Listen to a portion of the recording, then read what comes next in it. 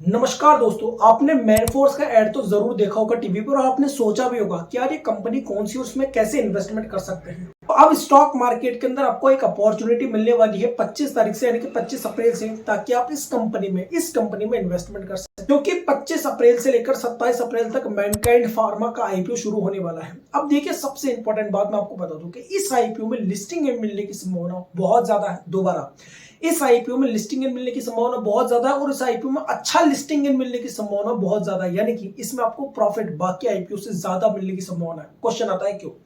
सबसे पहला रीजन है ग्रे मार्केट प्रीमियम, यानी कि अभी जब मैं वीडियो शूट कर रहा हूं 5 दिन पहले ही इसका ग्रे मार्केट 8% बता रहा है, यानी कि ये आईपीओ आपको अभी भी 1200 रुपए से 1300 रुपए का मुनाफा दे रहा है। जबकि अभी तो इसमें कुछ लिस्टिंग इन वगैरह आया भी नहीं, लेकिन फिर भी इसका ग्रे मार्केट प्रीमियम बहुत अच्छा है। दूसरी जो सबसे इंपॉर्टेंट चीज है कि जो पिछले जितने भी आईपीओ आ चुके हैं, जो कि बहुत छोटे आईपीओ थे, वो लोगों के मन में बहुत ज्यादा वैल्यू ऐड नहीं कर पाए और बहुत इंटरेस्ट भी नहीं जगा पाए और उनमें ज्यादातर लोगों को लिस्टिंग इन भी बहुत अच्छा नहीं मिला। और इसकी वजह से अब जो ये आईपीओ आ रहा है, ये बहुत अच्छा आईपीओ आ रहा है। फाइनेंशियली भी आईपीओ अच्छा है और लिस्टिंग के अकॉर्डिंग भी आईपीओ बहुत अच्छा है और उसमें लोगों का इंटरेस्ट यानी कि हाइप बनाने की सिचुएशंस भी ज्यादा है। और यहाँ पे एक सबसे इंपॉर्टेंट बात निकल कर आती है कि जितने भी आईपीओ पहले आ चुके थे, उन सबका लिस्टिंग गेन हो चुका है, तो लोगों के पास पैसा आ चुका है और मार्केट कुछ अच्छा परफॉर्म नहीं कर रहा है, इसलिए लोगों के पास पैसा बचा हुआ है। तो वो पैसा इस आईपीओ में लगेगा, तो इस आईपीओ की डिमांड ज्यादा होगी, तो इसमें लिस्टिंग गेन मिलने की संभावना ज्यादा होगी, क्योंकि सब्सक्रिप्शन ज्यादा आएगा। अब कितना आएगा, कैसे आएगा, कैसा आपको लिस्टिंग मिलेगा, ये मैं आखिरी में बताऊंगा। अब बात करते हैं इस आईपीओ के कुछ प्रोडक्ट्स की, जिसको आप जानते भी होंगे, जैसे मैनफोर्स हो गया, एक्ने केयर हो गया, पैराग्रा जैसे प्रोडक्ट्स है। इस तरह की कंपनी बनाती है, जो कि आपको स्क्रीनशॉट में भी दिखाई दे रहा होगा। और ये सारे ऐसे प्रोडक्ट्स हैं जिनको ज्यादातर लोग जानते हैं, बहुत अच्छे तरह से जानते हैं। हो सकता है कंपनी का नाम आपको नहीं पता हो, लेकिन इसके प्रोडक्ट्स के एड्स आपने कभी ना कभी जरूर देखे होंगे। आईपीओ की दृष्टि से जो सबसे इंपॉर्टेंट चीज है आपको समझना, मैं आपको सीधा सीधा उन पॉइंट्स पे ले चलता हूँ। सबसे पहले बात करते हैं इसके इशू साइज की। इसका इशू साइज 4326.36 करोड़ रुपए है, जो कि इसके प्राइस बैंड 1080 रुपए मैक्सिमम प्राइस बैंड है। 1060 से लेकर 1080 इसका प्राइस बैंड है। तो चूंकि मैक्सिमम प्राइस बैंड पर खुलेगा, यानी कि 1080 रुपए इसका मैक्सिमम प्राइस बैंड पर है, जो कि अच्छा है। अब देखिए, जब आप इसका पीयर कंपैरिजन करेंगे बाकी कंपनियों के साथ, बाकी फार्मा कंपनीज के साथ, तो कई फार्मा कंपनीज का पी ज्यादा है, कहीं से इसका वैल्यूएशन कम है, लेकिन मैं अपनी बात करूं तो ये आईपीओ सस्ता है। अब देखिए, जैसे ही मैं कहता हूं ये आईपीओ सस्ता है, तो मैं क्यों कह रहा हूं उसका रीजन बता देता हूं। देखिए, आईपीओ में ज्यादातर लोग जो है वो लॉन्ग टर्म में इन्वेस्टमेंट नहीं करते, वो पैसा कमाने के लिए, यानी कि शुरुआती लिस्टिंग गेन के लिए इन्वेस्टमेंट करते हैं। मैंने जितनी भी स्थितियां मैंने गिनाई शुरुआत के अंदर कि इसमें लिस्टिंग गेन मिलने की संभावना बहुत ज्यादा है, उसके अंदर ये एक बहुत इंपॉर्टेंट पॉइंट है, वो है इसका प्राइस बैंड। अगर आपने मेरी जितनी भी पुरानी वीडियोस देखी है, तो आपको एक बात पता है कि 5P स्ट्रेटेजी आईपीओ के लिए लकीर की तरह काम करती है।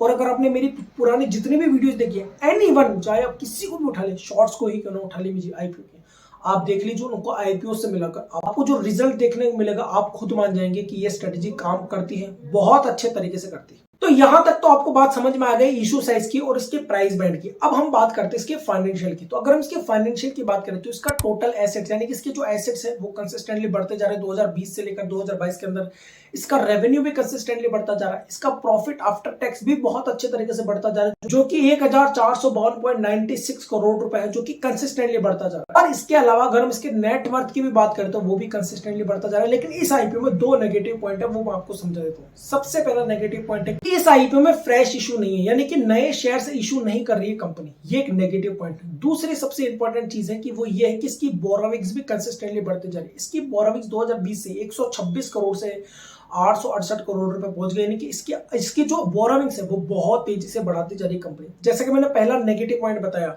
वो मुझे नेगेटिव क्यों लग रहा है, इसका नीचे रीजन बता देता हूं। देखिए, जितना पैसा ये कंपनी उठाना चाहती है आईपीओ से, अगर उसका 20% भी, ज्यादा नहीं लेकिन 20% भी अगर ये अपनी कंपनी में डालती है, 20 से 30% भी, तो इस कंपनी की ग्रोथ में और भी ज्यादा वृद्धि देखने को मिलेगी। लेकिन ये कंपनी फ्रेश इशू लाने की जगह ऑफर फॉर सेल दे रही है, तो ये मुझे एक नेगेटिव पॉइंट लगता है इस आईपीओ के लिए। लेकिन फिर भी अगर हम बात करें इसके लिस्टिंग एंड के लिए, तो ये आईपीओ अच्छा है। अब हम सबसे इंपॉर्टेंट बात कर लेते हैं इस आईपीओ में कि इस आईपीओ में लिस्टिंग गेन लेने के लिए हमें क्या करना होगा। आखिर में हमें देखना क्या होगा कि हम इसमें इन्वेस्टमेंट डाल दें, इसमें पैसा लगा दें।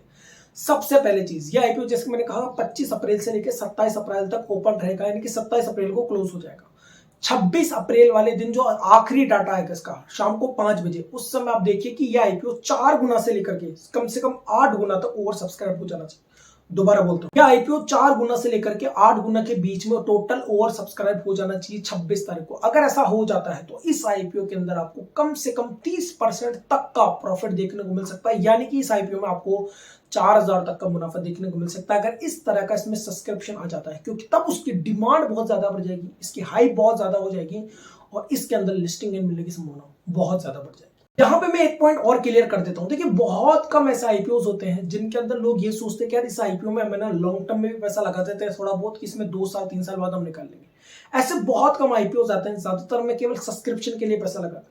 लेकिन ये एक ऐसा आईपीओ है जिसमें ज्यादातर लोग लॉन्ग टर्म इन्वेस्टमेंट करने का भी सोचेंगे, क्योंकि ये एक अच्छा आईपीओ है। जैसे कि मैंने बाकी डिटेल्स आपको जितने भी दिए फाइनेंशियली, और अगर आप उसका हिस्ट्री उठाकर देखेंगे तो ये कंपनी अच्छी है, अकॉर्डिंग टू फंडामेंटल भी ये कंपनी अच्छी है।